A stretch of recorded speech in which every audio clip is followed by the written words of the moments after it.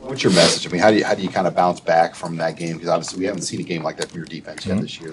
The same way we got to do all the time. You know what I mean? Whether you're good or bad, you gotta look at the answers on the tape. You look at the tape and you see, was it execution? Was it the manner of which we do things? You know what I mean, schematically wise, there's some things that I would definitely not do again. So it's all encompassing. You look at it and you be very forthright with the guys and you move on. So.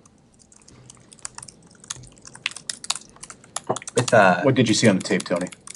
Again, all around, right? I mean, the guys were executing, but schematically there are some things that I did not like that was completely stupid. And then there's just again the manner of which you do things, And there's always calls that you want back and everything, but at the end of the day, you need to make sure that you instill that confidence and have the guys running around with their hair on fire. And I didn't do a good enough job of that last week, so. At this point, do you think a lot of the struggle is the mental side of things? That's great. I mean, I think that is just coaching in general. That if anybody had the correct answer, you would have teams that just never lose. Period. Right? Just that's it. But I think it's about the consistency. And when you do well, you don't get too high. And then when you don't do as well, you're able to focus in on the things that make you good, and then really bounce back from those things. So that's the thing. That would be the mark of a good team, right? Is how well you bounce back, how well you're able to turn the page, whether good or bad performance, and then move on and get ready for another challenge. So. Do you try to leave emotion out of it when you're bouncing back, or do you want to try to kind of lean into that as you? No, I mean it's a combination of everything, right? I mean, there's X's and O's, there's execution, there's play calls and situations, right? Then there's the emotional side because. If you can get up and give a speech, right? Or you can get up in front of people and give a speech and be dynamic. I mean, there's different ways of doing things, So I don't think you can take the emotion completely out of it, but at the end of the day, like I have to make sure that those guys are, ready to and charged up to take the field. Not only to do their job, because these guys do everything you ask them to do. I mean, these dudes, man, like they'll run through a wall like these. That's why it really bugs me because it's me. You know what I mean? So again, you just gotta keep on finding different ways to make sure that they're playing with their hair on fire. 56-7. Is there concern on your part as the leader of the defense that confidence would wane this week a little bit?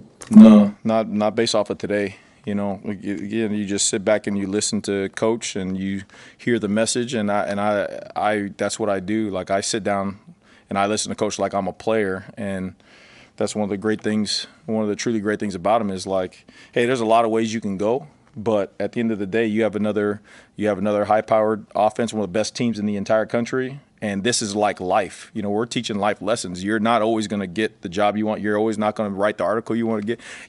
That's not always going to happen, but it's how you respond from it and how you learn from it. So this is one of those examples, and, it's our job to make sure that we get the guys going. So. Now, based off today, are you talking about what Rule told the team or practice? Or No, they went out there and they practiced their ass off, like, period. If you went out there, you would have been like, holy cow. So, again, these guys, they do what you ask them to do. So it's just I got to direct the ship the right way. Matt mentioned it wasn't surging on Deshaun this week. How do you feel just about your secondary? And obviously Tommy got his feet under him last week, how he is coming along after that. Yeah, I mean, again, it's all every day is an evaluation for those guys. You know what I mean? All the flexibility you have or maybe you don't have, So you're looking at combinations of guys going in there. Great chance for the young guys to step up. I mean, Braylon Prude, Rio, you got Larry Tarver, you got guys who've been kind of just Rex Guthrie, who have been just steadily getting better and better and better, especially going against our offense. They're just getting better and better. And so now an opportunity presents itself to rise up and see if they want to take it. So we'll see. Well, I've been able to get back to full speed where he could be an option. Yeah, for sure, 100%. He was out there running around looking good. There's healthy, and then there's like you have your wits about you, your game speed. And this whole time he's been getting his strength back and stuff. But most importantly, he's been getting his game speed feel back. So that it's good to see him run around today. Coach Rule mentioned the 50-50 balls were giving you guys some problems. How do you improve that area? Is the pass rush got to be there quicker? I mean, is there a way to win those 50-50 balls in better situations? Yeah, no, everything, right? It's calls, don't put them out there so much in 50-50. It's working the technique. It's trusting the guys to go do it.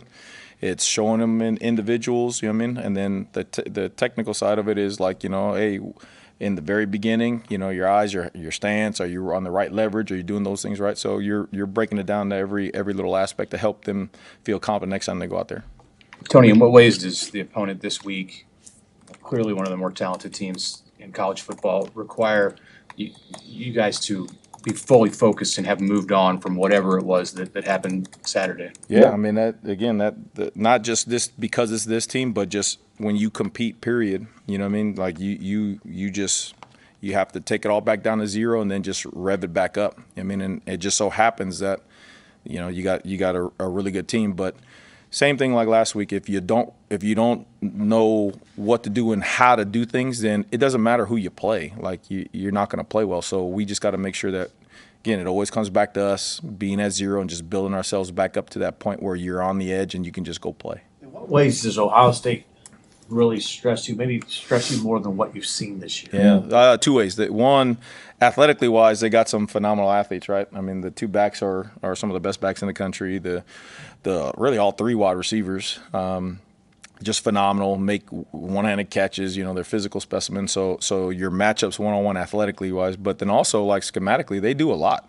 I mean, they're always motioning, shifting, trading. They try to get numbers advantages out on the perimeter.